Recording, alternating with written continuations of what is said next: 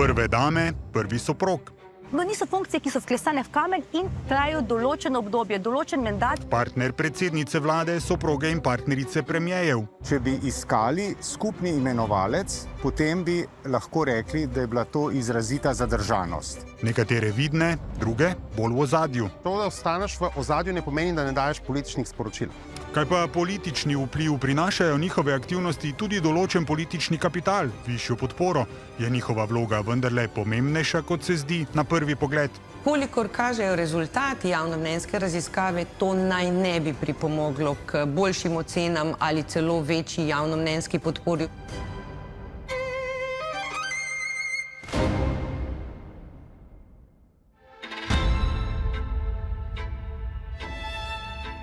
Prvi soprog, Aleš Musar. Tole je čisto realno čitanje, ker je program za New York. Čeprav je vloga predvsem protokolarna, je kot soprog predsednice republike precej aktiven. Tukaj je v mednarodnem protokolu pozicija popolnoma jasna. Je pa hkrati tudi priložnost za narediti kaj pozitivnega, posebej na področjih, ki jih soprog ali soproga predsednika, predsednice obvlada. In mislim, da je to bil razlog, zakaj sem se odločil biti nekoliko bolj aktiven v tej vlogi. Humanitarne dejavnosti in misije, varovanje in promocija slovenske kulturne dediščine, spremljanje predsednice na obiskih v tujini, prireditvah v Sloveniji, spremljevalni programi ob obiskih tujih državnikov, sodelovanje na mednarodnih dogodkih, konferencah. Ob tem pripoveduje za 24 ur Fokus, pa tudi priložnosti za številna neformalna druženja in nepričakovane anekdote.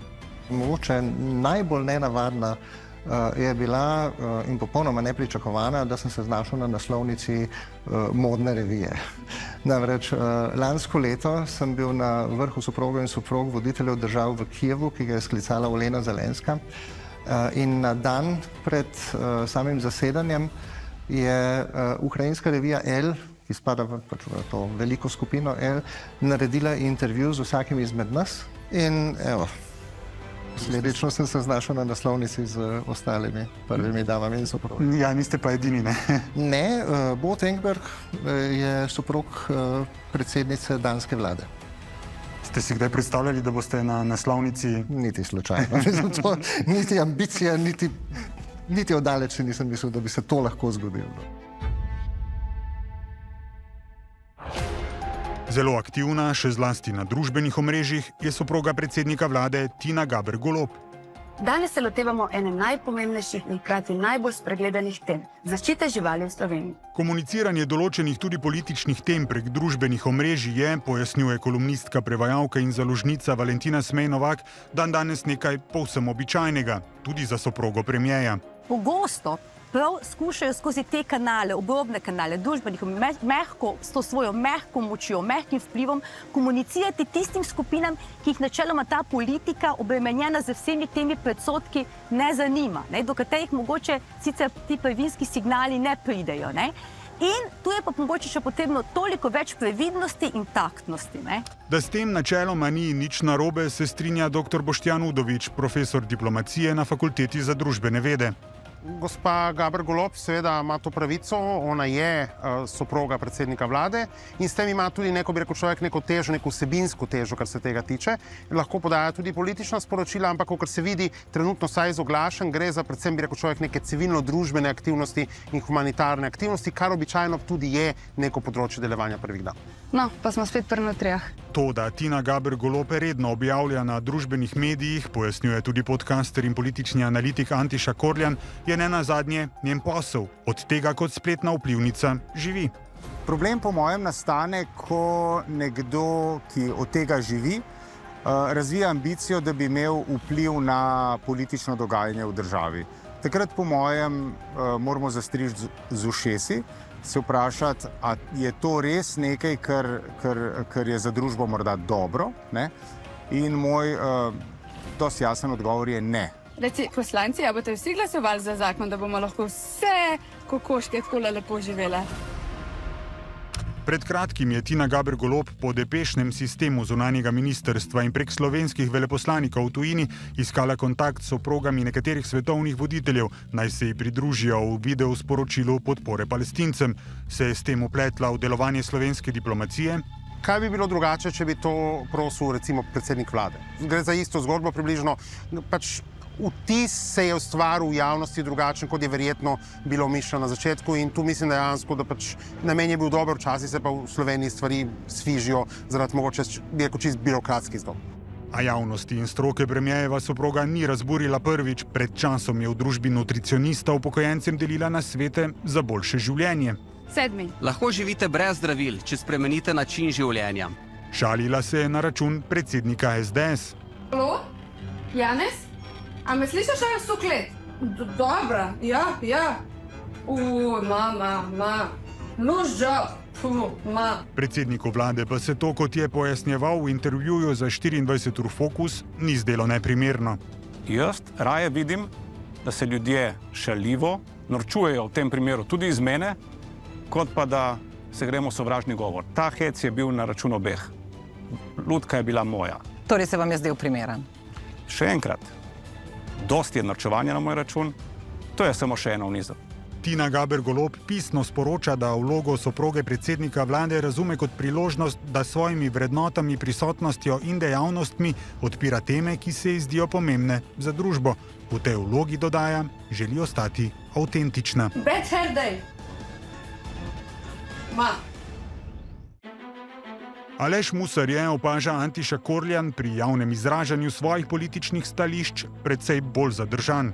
Jaz ne dvomim, da se s predsednico pogovarjata, kaj narediti z vprašanjem varuha človekovih pravic ali pa guvernerja Banke Slovenije. Ni pa videti prstnih odtisov njegovega vpliva. Tanka meja je včasih med političnim vplivom in javnim izražanjem mnenja. In če se ti zdi, da si blizu te tanke meje, je potem bolje biti tiho. Zadržani, čeprav ne neopazni, sta bili tudi Musarjevi predhodnici. Ledino je orala prva dama Štefka Kučan. Ni bilo ne finančne pomoči, ničesar. Jaz sem ti pomagal finančno. Čakaj, jaz sem imela tudi svojo službo in svoj... Ja, dokler niso poslali v penzijo. Ampak res je bilo tudi v začetku in tudi ni bila taka navada v tem damskem programu. Vendarle res je, spoštujem naše tradicije in naše običaje. Tako da sem sama kupovala knjige, določena darila, tako da je pač to tako šlo. Hvala lepa, ker si mi pomagal, res je.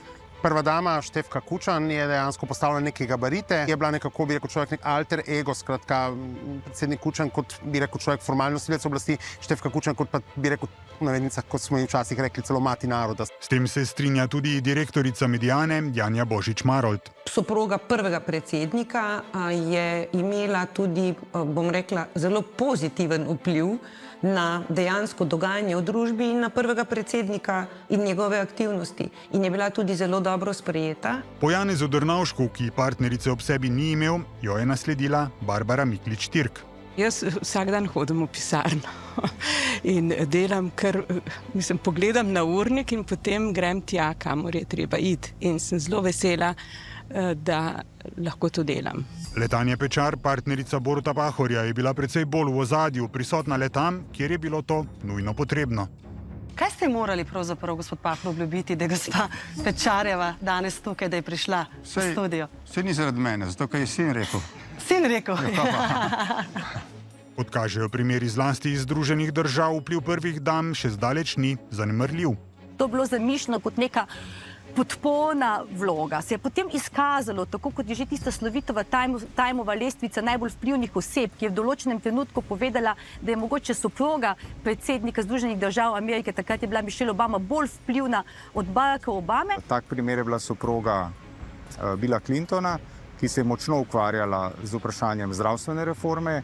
Ona je kasneje tudi seveda kandidirala, bila je zunanja ministrica, kandidirala na predsedniških volitvah. Opaznejša je tudi vloga Melanie Trump. I have my own thoughts, I have my own yes and no. I don't always agree what my husband is saying or doing, and that's okay. Gotovo tisto pismo, ki je šlo k Putinu, naj pazi na ukrajinske otroke, skratka, To so primeri, ki niso nepomembni in jih ne velja čez njih kar zamahniti z roko pa reči, da je to nepomembno. To so zelo pomembni primeri. Ena od prioritet Aleša Musarja je zdravje. Da bi moške spodbudil, naj se pravočasno testirajo, je pred časom javno razkril, da je zbolel za rakom prostate. Ta odločitev ni bila lahka, je pa premišljena in povsem osebna. Na področju raka prostate imamo nekajkrat več mrtvih letno kot v prometnih nesrečah. O tem pa skoraj ne govorimo. In zdelo se mi je pomembno povedati, kako zelo važno je iti na testiranje in potem ugotoviti, ali si mogoče v nevarnosti, da imaš to bolezen. Še precej manj so se doslej izpostavljale soproge in partnerice predsednikov vlad, partner premijejke. Še najbolj prisotna je bila soproga Andreja Bajuka, sicer pa so se, vpete v svoja poklicna življenja, večinoma pojavljale le pri uradnih obiskih in pomembnejših dogodkih. To je naporno za celo družino, to je davek za celo družino. Tako da zdaj se recimo danes predvsem veselimo kakega dopusta. Jaz bi samo eno stvar opozoril, ki je zelo pomembna. Če da ostaneš v ozadju, ne pomeni, da ne daješ političnih sporočil. Samo jih daješ doma v domači kuhinji. To pa seveda ne pomeni dejansko, da to ne vpliva na celoten bodisi zakonodajni, bodisi izvršen proces. Tako da tu moramo biti previdni, ko sodimo, kdo daje politična sporočila, pa kdo jih ne daje, oziroma kdo je bolj v ozadju, pa kdo je bolj v ospredju. Kaj pa javnost menijo o soprogi aktualnega premijeja? Glede na raziskave, ki jih je sredi leta naročil vladni urad za komuniciranje, več kot tretjina vprašanih vzroke za padec podpore Robertu Golobu vidi prav v delovanju Tine Gaber. Če ti rezultati javnega mnenja pokažejo, da je tretjina proti delovanju, se moraš res vprašati. Mislim, da se to vsak zdravorazumnik, ki mu je do tega, da nadaljuje svojo pot na političnem parketu. Srečna sem, ker bom postala tvoja žena. Lahko to spremeni nedavna poroka? Ne, na podlagi raziskave, ki so jo opravili pred časom, odgovarja Janja Božič-Marolt. Več kot 80% vprašanih je namreč ocenilo, da poroka ne zdaj, ne v prihodnje, ne bo pripomogla k boljši oceni dela vlade.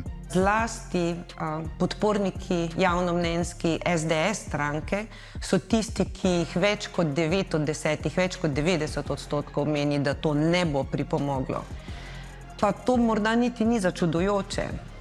Bolj me je presenetilo, da več kot vsak drugi podpornik Gibanja Svoboda meni oziroma se strinja s trditvijo, da to naj ne bi imelo dolgoročnih niti kratkoročnih pozitivnih učinkov na pozitivno oceno vlade. Vprašanje ostaja, kaj bi se zgodilo, če bi se premier poročil še cerkveno tik pred volitvami.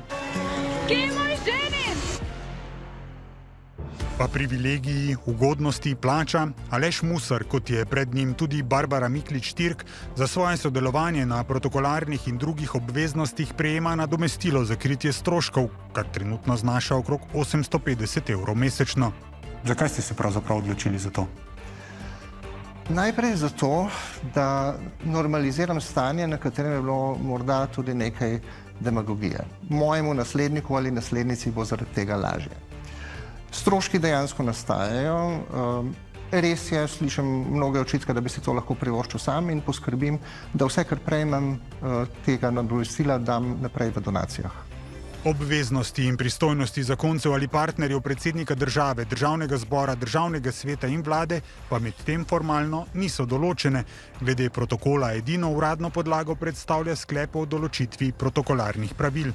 Jaz sem se tu vedno zavzemal, da bi mi morali zelo jasno opredeliti pristojnosti prvega soproga oziroma soproge, ko govorimo o predsedniku republike, tudi ko govorimo o predsedniku vlade in seveda, ko govorimo tudi o predsedniku državnega zbora in o predsedniku državnega sveta. Skratka, te prvi štirje bi morali tudi jasno definirati, kaj počnejo njihovi soprogi oziroma soproge, do katerega konteksta in potem ne bi prišlo do različnih interpretacij. Zdaj je torej to prepuščeno vsakemu posamezniku. Moramo vedeti, da funkcija prve dame je nekaj, kar ni samo na sebi, je pogojeno s funkcijo partnerja, ki je izvoljen. Seveda so tudi ljudje, ki te funkcije zavzemajo različne, imajo različne pristope komuniciranja in mislim, da je prav, da imajo to svojo osebnost in različnost, kako do tega pristopajo. Mi vendarle to funkcijo še oblikujemo. Zdaj smo pa prepuščeni temu, da si vsak razlaga, kot se mu zdi, in to spremljamo, si o tem mislimo, kar si vsak želi. Ne? V številnih državah je medtem funkcija prve dame jasno definirana, v Združenih državah do potankosti izdelana. Ob robu 80. zasedanja Generalne skupščine Združenih narodov je Melania Trump napovedala celo oblikovanje nove koalicije zakonskih partnerjev svetovnih voditeljev, imenovane Skupaj za prihodnost. Morda bo zdaj, ko je v tej vlogi že drugič, uradno obiskala tudi svojo domovino.